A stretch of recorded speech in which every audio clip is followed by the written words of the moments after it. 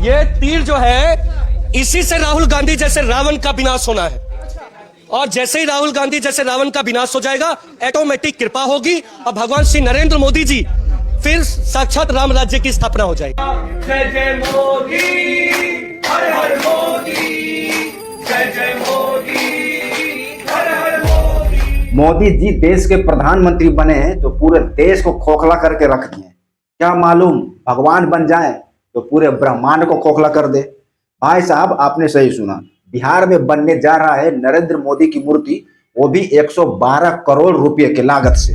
सोचिए, और वो मूर्ति भी बनेगा तो राम अवतार में, यानी कि नरेंद्र मोदी जी राम भगवान से भी आगे निकल चुके हैं। सोचिए यार, मतलब हद हो गया। हमारे देश में इतने मतलब सिस्टम इतना बेवकूफ है। अब आने वाले दिन में ऐसा लग रहा है अब राम भगवान की पूजा नहीं होगी बल्कि मोदी जी की पूजा होगी। ये सब जब मैं सुनता हूँ तो हमको तो ऐसा ही लगता है सच में दोस्तों कि हमारा देश 1947 में आजाद हुआ था और दो भागों में बट गया था, एक हिंदुस्तान और दूसरा पाकिस्तान।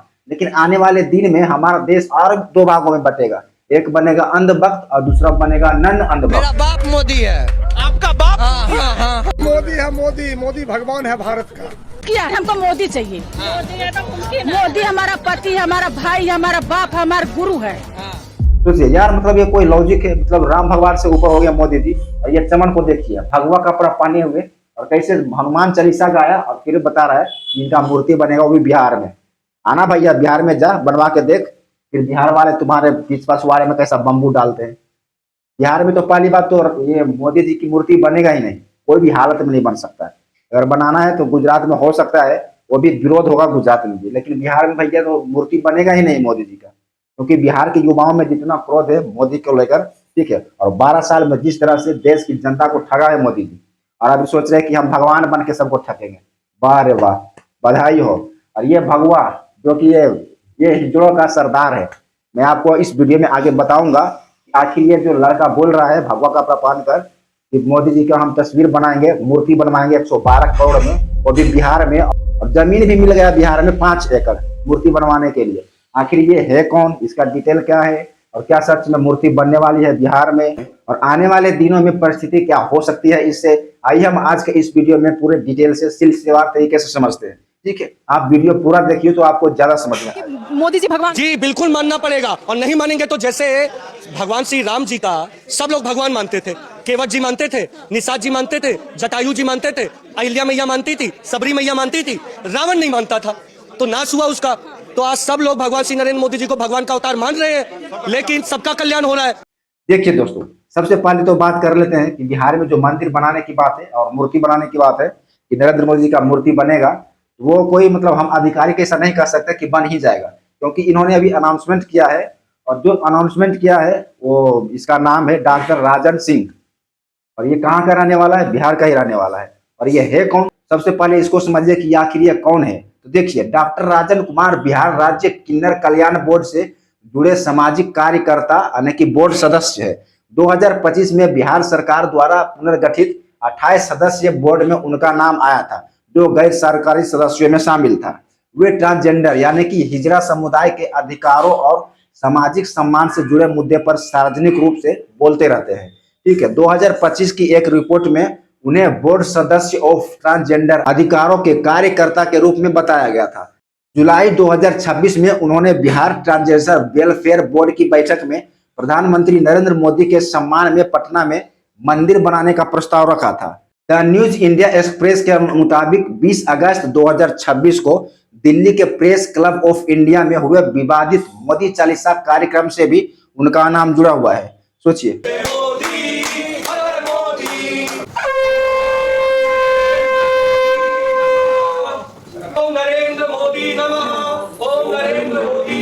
रिपोर्ट के अनुसार ऐसा कहा जा रहा है कि यह कार्यक्रम खुद इन्होंने आयोजित करवाया था, और यह कार्यक्रम 20 अगस्त 2026 को दिल्ली के प्रेस क्लब ऑफ इंडिया परिसर में हुआ था। वहां नरेंद्र मोदी को भगवान का रूप दिखाकर यानी कि राम के रूप में दिखाने वाले कट आउट के सामने मोदी चालीसा और आरती का आयोजन भी किया गया था। राजन सिंह कार्यक्रम में प्रमुख हिस्सा थे और वह मेन रूप से मौजूद थे, यानी कि ये मेन आयोजक यही थे। अब जरा सोचिए भैया कि आखिर ये इसका मकसद क्या था। आपको अंदाजा ही नहीं होगा कि हमारे देश के प्रधानमंत्री ऐसे हो सकते हैं।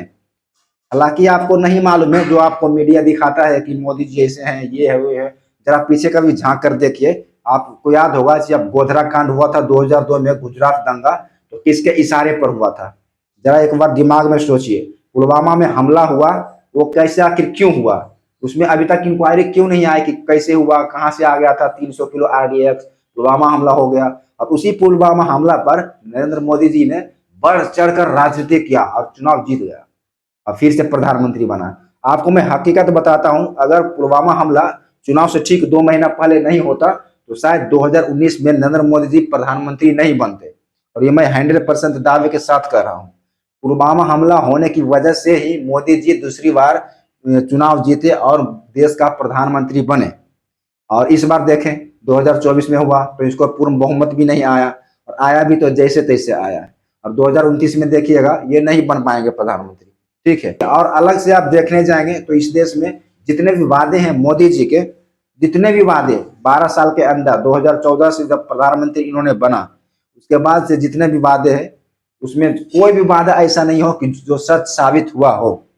इनके कोई भी वादा को उठा कर देख लीजिए, लेकिन फिर भी अंधभक्त ऐसा क्यों बोलते हैं कि मोदी पापा, मोदी पापा, मोदी है तो सब कुछ है, मोदी भगवान है। जैसे कि ये देखिए, अंधभक्तों का महापाप है ये। इसको अंधभक्त का बाप नहीं बोलेगा और क्या बोलेगा? सोचिए, मतलब राम भगवान से भी ऊपर कर दिया नरेंद्र मोदी को।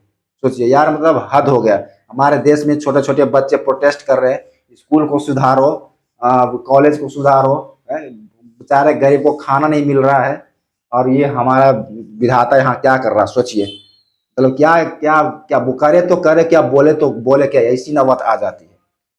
सोचिए 112 करोड़ में नरेंद्र मोदी का मूर्ति बनेगा, कहाँ? तो बिहार में। अब बिहार में कितने जिला हैं? टोटल बिहार में 38 जिला है।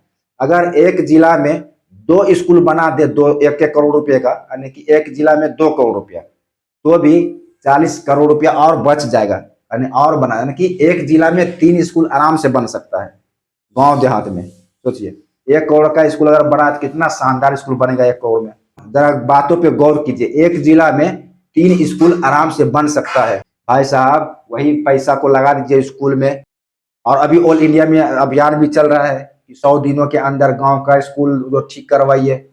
बच्चे लोग जो पढ़ते हैं, नीचे बैठकर पढ़ते हैं, बोरी में पढ़ते हैं, उसे देखिए।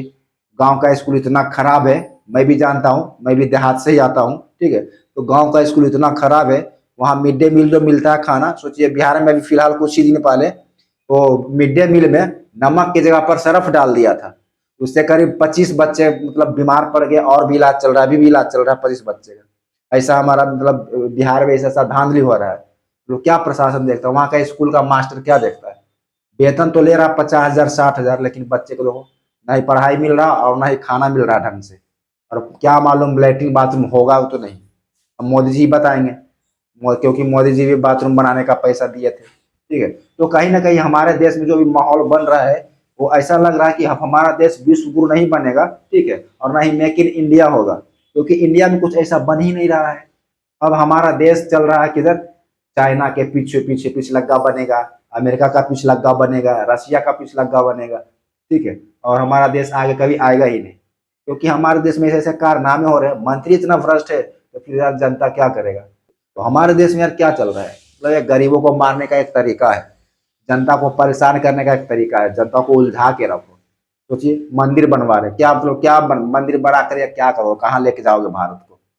उससे अच्छा मोदी की जगह पे ये भीमराव अंबेडकर जी का बना दो मूर्ति, बहुत बड़ा। मोदी जी बनाए ना गुजरात में statue of unity, Sardar Vallabh भाई पटेल का मूर्ति, वैसे ही बिहार में बना दो हमारे संविधान निर्माता डॉक्टर भीमराव अंबेडकर जी का मूर्ति बना दो, 112 फीट ऊंचा, 112 करोड़ में। उन्हें सब पूजेंगे भी। मोदी को कौन पूजेगा? ये तो यार राजनीतिक आदमी है। राजनीतिक आदमी को आधा समाज पूछता, आधा लात मार देता है, ठीक है। तो पहली बात तो राजनीतिक जो इंसान होते हैं ना, उसका मूर्ति तो बनाना ही नहीं चाहिए, क्योंकि राजनीतिक दोगलापन होता है। प्रेस क्लब ने बाद में यह स्पष्ट किया कि उसका आधिकारिक कार्यक्रम नहीं था।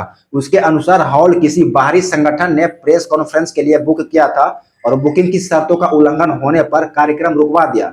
यानी कि जब ये प्रेस क्लब में मोदी चालीसा गा रहा था और मोदी जी के बारे में बोला था कि हम इसका मूर्ति बनाएंगे बिहार में, ठीक है, 112 करोड़ रुपया लगेगा, तो ये सब मतलब मैटर जब बाहर निकला तो वहाँ का जो मतलब वो प्रेस क्लब का जो मालिक था, ठीक है, वो इस कार्यक्रम को रुकवा दिया और बंद करा दिया, आगे चलने नहीं दिया। नहीं तो भाई इसका प्रेस क्लब भी चला जाएगा भाड़ में।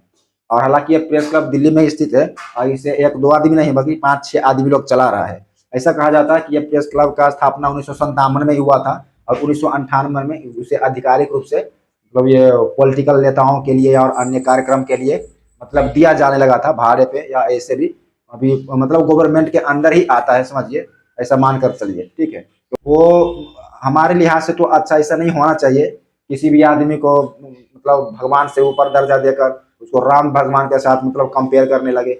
आपको लगता है कि नरेंद्र मोदी जी राम भगवान है या राम भगवान के साथ कंपेयर करना चाहिए, तो फिर राहुल गांधी को भी राम भगवान के साथ कंपेयर करो। ये बोल रहा है कि हम मोदी जी का मूर्ति बनाएंगे, तो कांग्रेस वाला भी बोलेगा कि हम भी राहुल गांधी का मूर्ति बनाएंगे। मूर्ति बनाते रहो। अब हमारे देश में मेक इन इंडिया में यही होगा, मूर्ति बनाओ इंडिया और बाहर सप्लाई करो। यार मतलब हद हो गया। आपका क्या कहना है इस मतलब मूर्ति आविष्कार के ऊपर? जरा कुछ बोलना चाहे तो बोलिए, कमेंट कीजिए। और क्या ये सही बात है, क्या मोदी जी का मूर्ति बनना चाहिए, नहीं बनना चाहिए, ये भी आप कमेंट कर सकते हैं, ठीक है। हमारी समस्या तो हम ऐसा कहता हूँ दोस्तों कि राजनीतिक पार्टी का मूर्ति बनना ही नहीं चाहिए, क्योंकि राजनीतिक पार्टी किसी एक आदमी का नहीं होता है, वो आधा हिंदुस्तान का है तो आधा नहीं है। पक्ष और विपक्ष ये दो आ जाता है मुद्दा, इसीलिए राजनीतिक पार्टी का तो बनना ही चाहिए, ठीक है। बनाना हो तो कुछ अच्छे बड़े मतलब जो हमारे देश के आविष्कारक है या तो साइंटिस्ट है या तो देश के लिए बलिदान दिए हैं उसका बनाएं, संविधान निर्माता है भीमराव अम्बेडकर के बनाएं। तो ऐसे ऐसे जो बड़े हमारे महापुरुष थे वो लोगों का बने तो कोई बात नहीं, चल जाता है, लहता है। लेकिन यार ये ऐसा ये राजनीतिक पार्टी ऐसा फेंकू, ये हम ये कर देंगे वो कर देगा, किया कुछ नहीं। ऐसे ऐसे आदमी को बनाएगा तो हमारा देश कहाँ जाएगा? जो थोड़ा बहुत बचा है वो भी खत्म हो जाएगा, ठीक है। आज के लिए बस इतना ही। आप कुछ बोलना चाह रहे हो तो कमेंट कीजिए। मिलते हैं नेक्स्ट वीडियो में। अपना ख्याल रखें। धन्यवाद। जय हिंद।